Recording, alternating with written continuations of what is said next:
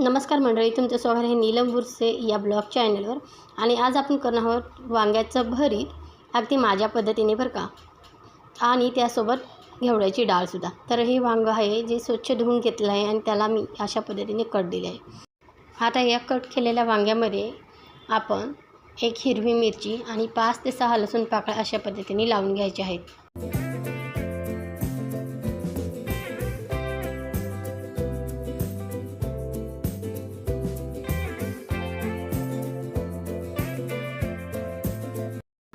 तर चला आता हे वांगं मी लावून घेतलं आहे. आता आपण हे भाजूया. तर अशा पद्धतीने आपण स्टीलच्या रॅकवर हे वांगं चारही बाजूने छान प्रकारे भाजून घेणार आहोत. आणि हो, भाजण्या अगोदर ह्या वांग्याला तेल चोळायला मात्र विसरू नका. मी घेवड्याची डाळीची रेसिपीसुद्धा दाखवणार. तर ही आहे घेवड्याची डाळ. आमच्याकडं खूप आवडते ही डाळ आणि स्पेशली मला खूप आवडते, त्यामुळे मधून अधून मी करत असते. तर ही डाळ स्वच्छ पाण्याने धुवायची आणि थोडा वेळ पाण्यात भिजत ठेवायची. शॉर्टकट पद्धतीने करणार आहोत. नेहमी आपण कुकरला लावतो डाळ भात आणि मग नंतर डाळीला फोडणी देतो. तसं न करता आज माझ्या पद्धतीने मी शॉर्टकटमध्ये डाळ करणार, पण याची टेस्ट तेवढेच अप्रतिम लागते. तर चला, फोडणीसाठी इथं मी कढीपत्ता घेतलेला आहे.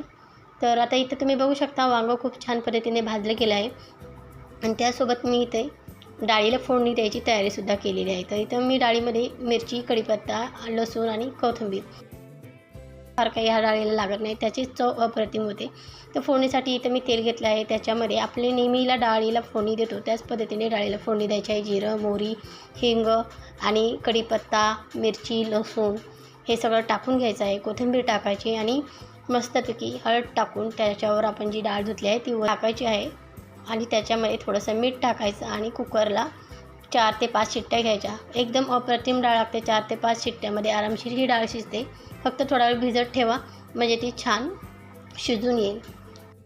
तर तुम्ही इथं बघू शकता वांगंसुद्धा छान भाजलेलं आहे. आता ह्या वांग्याची आपण थोडीशी तयारी करूया. तर अशा पद्धतीने वांगं भाजून झालेलं आहे आणि याच्यावर जे कट मारलं आहे त्याच्यामुळे व्यवस्थित भाजतं, पण त्यासोबत याच्या जी साल आहे ती आपल्याला काढून टाकायला सोपी जाते. तर चला ही साल काढून घेऊया. तर साल आपण व्यवस्थित पद्धतीने काढलं आहे आणि आता ते व्यवस्थितरित्या वांगं खोलून आपण आणि व्यवस्थितरित्या चेक करायचं आहे आणि त्याच्यानंतर आपण हे वांगं बारीक कापून घ्यायचं आहे. आणि हो, डेट आपल्याला घ्यायचा नाही आहे. तर आता इथे भाजीची तयारी करणार आहोत. त्यासाठी कढई घेतली आहे आणि त्याच्यामध्ये तेल टाकलं आहे. तेल गरम झाल्यावर त्याच्यावर जिरे टाका आणि त्यानंतर कांदा टाकून घ्यायचा आहे. त्याच्यात थोडंसं मीठ टाकायचं आहे जेणेकरून लवकर गुलाबी व्हायला मदत होईल आणि व्यवस्थितरित्या हलवून घ्यायचं आहे. त्यानंतर आपण याच्यामध्ये हळद, धना पावडर, जिरा पावडर आणि घरातला घरगुती लाल मसाला घ्यायचा आहे.